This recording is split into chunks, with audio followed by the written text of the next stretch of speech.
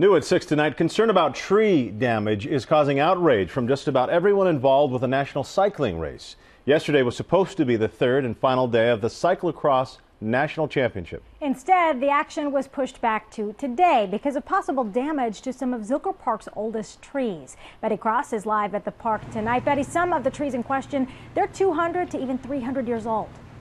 That's right. There are about 20 old heritage trees that could be in danger. Now, the city code is written to protect what's called the critical root zone. It extends from the trunk of a tree about halfway out to the edge of its canopy. That's why I'm standing here. I'm about halfway to the edge of this tree's canopy. Now, the only problem is the original course for the race. It had some of the bikes coming, well, it actually had all of the bikes coming within just a few feet of one of the trunks. 1 minute to start, 1 minute. The countdown to the chaos. Riders shaking off the chill before they take on Zilker Park at its most treacherous. Slick, sticky mud gumming up gears and giving some of the world's best cyclists no traction in a race that is running off course. It just kind of put a lot of the athletes and spectators in a tough position with having to change.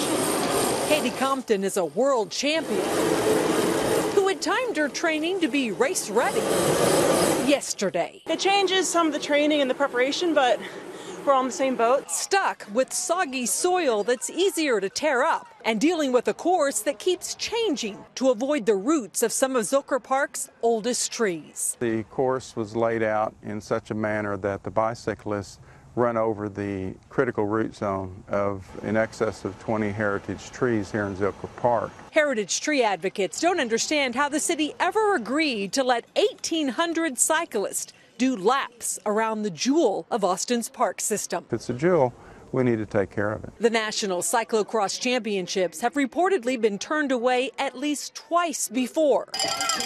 But this year, they managed to dig in. Everyone wants Zilker Park. But getting it requires a commitment to leave the park in at least as good of shape as it was found. They'll have some work to do, but if you really want to come use this park, you're going to have to make sure that it's remediated to what it was before you got here.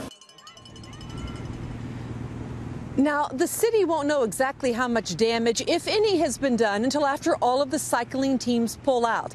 That's when a crew from the Parks and Recreation Department will go around with what they call a punch card. And they basically mark off each and every spot where any damage has occurred, and then they let the sponsors know what they're going to have to pay to repair it all. Reporting live in Zilker Park, Betty Cross, KITV News.